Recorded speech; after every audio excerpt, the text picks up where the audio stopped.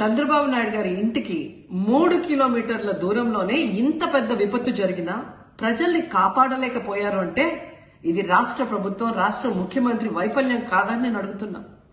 ఈరోజు కరకట్టు మీదున్న అక్రమ కట్టడాలని కాపాడటం కోసమే విజయవాడని ప్రజల్ని ముంచేశారు అనటంలో నిజం లేదా అని నేను అడుగుతున్నా. గంట ముందు ప్రజలకు చెప్పినా వాళ్ళు ముంపు బారిన పడేవారు కాదు. వాళ్ళని అప్రమత్తం చేసి ఒక సేఫ్ అయిన ప్లేస్ కి పంపించున్నా ఈరోజు ఇన్ని లక్షల మంది, దాదాపుగా 3 లక్షల మందికి పైగా 4 రోజుల పాటు కరెంటు లేకుండా, తిండి లేకుండా, చిన్న బిడ్డలకి పాలు లేకుండా ఈ విధంగా నీళ్లలో మునిగి అవస్థలు పడాల్సిన అవసరం లేదు.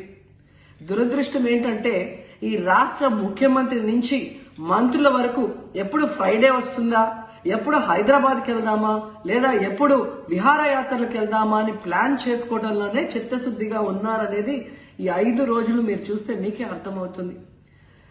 30వ తేదీ భారీ వర్షాలు వస్తాయని ముఖ్యమంత్రి గారికి, మంత్రులకి 28వ తేదీనే వాతావరణ శాఖ సమాచారం అందించినా ఎటువంటి సమీక్షలు లేదు, ఎటువంటి ముందస్తు జాగ్రత్తలు లేదు, ప్రజల్ని కాపాడాలన్న చిత్తశుద్ధి లేదు అనేది స్పష్టంగా అర్థమవుతుంది. ఎందుకంటే ఈ రోజుటి వరకు 4-5 రోజులు ప్రజలకి తిండి అందించడంలో ఈ ప్రభుత్వం విఫలమైంది. కనీసం ఇది జరిగినప్పుడు సీఎం గారు పనిచేయట్లేదు, వయసు అయిపోయింది. డిప్యూటీ సీఎం గారు, పంచాయతీరాజ్ శాఖ మంత్రి గారు కనీసం తన శాఖను అప్రమత్తం చేసి ప్రజల్ని కాపాడాల్సిన బాధ్యత ఉన్నా ఈ రోజు 5 రోజుల వరకు ఆయన అసలు విజయవాడ వైపే రాలేదు. అంటే ఇది ముందు రోజే అనుకున్నాను. యాక్చువల్గా ఇది మా దృష్టికి ఏంటంటే ముందు 1వ తారీఖు అనుకున్నప్పుడు అందరూ ఏమన్నారంటే మీరు వస్తే ఇది మాకు ఈ రిలీఫ్ ఆపరేషన్స్కి ఇబ్బంది అయిపోద్ది, మాకు దయచేసి మీరు ఈ రిలీఫ్ ఆపరేషన్కి అడ్డం అయిపోతారని చెప్పేసి వారి సూచన మేరకు నేను ఆగిపోవాల్సి వచ్చింది. ఇప్పుడు కూడా ఒకసారి వాళ్ళ నిర్ణయం తీసుకొని వాళ్ళు టేక్ కాల్ వెళ్తే అది సహాయపడాలి, కానీ మళ్ళీ ఇంకొక కేయాటిక్ మీకు తెలుసు. అందుకని దాన్ని దృష్టిలో పెట్టుకుని కొంచెం తటపాయిస్తాను. అంతే లేదు, కొంచెం ఇబ్బంది లేదంటే ముందంటే మెయిన్ అధికారులు పాపం గత 72 గంటల నుంచి వాళ్ళు నలిగిపోతారు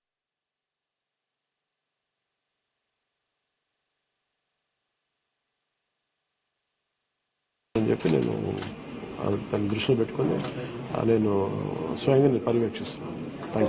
4 రోజులుగా పవన్ కళ్యాణ్ ఉప ముఖ్యమంత్రి రాలేదు, ఎక్కడ వెళ్ళని చెప్పి విపక్షాలు ఆరోపణ చేస్తున్నారు, బాధితులను పట్టించుకోలేదని చెప్పేసి ఆరోపిస్తున్నారు. ఏం చెప్తారు? ఫిజికల్గా మీకు కనిపించడం పద్ధతి. ఇప్పుడు అంటే వాళ్ళు ఏమనుకుంటారంటే నేను బోట్ వేసుకొని రెస్క్యూ చేయడం కుదరదు కదా, ఆ బాధ్యతలు లేకుండా ఎందుకుంటాం. అది ఏంటంటే అనాలి కాబట్టి అంటమే తప్ప ఎంటైర్ మీరు చూస్తే మా పిఆర్ మెషినరీ, మన పిఆర్ పంచాయతీరాజ్ మెషినరీ మొత్తం ఎంటైర్ వర్క్ చేస్తున్నాం మా సైడ్ నుంచి. అంటే అట్లేం కాదు సార్, ధైర్యం చెప్పని కూడా రాలేదని చెప్పేసి వాళ్ళు ఆరోపణ చేస్తున్నారు కదా, అది నేను అట్లా అనుకోవట్లేదు. అంటే ఏమైపోతుంది, ధైర్యం చెప్పడానికి వెళ్ళి ఒక్కసారి మీద పడ్డారు అనుకోండి, పరిస్థితులు ఎలా ఉంటాయంటే ఇప్పుడు నేను మొన్న పింఛా డ్యామ్కి దీనికి వెళ్ళాను.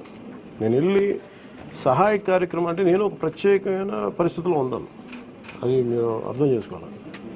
ఇప్పుడు నేను వెళ్ళి కూర్చుంటే వెళ్ళిపోదని రెస్క్యూ ఆపరేషన్స్కి ఇబ్బంది కలగకూడదన్నది ఒకటే నన్ను, ఆ సూచన ఒకటి నన్ను ఆపినాను, అంతమించి వేరే ఏం ఆపలేదు. Thank you.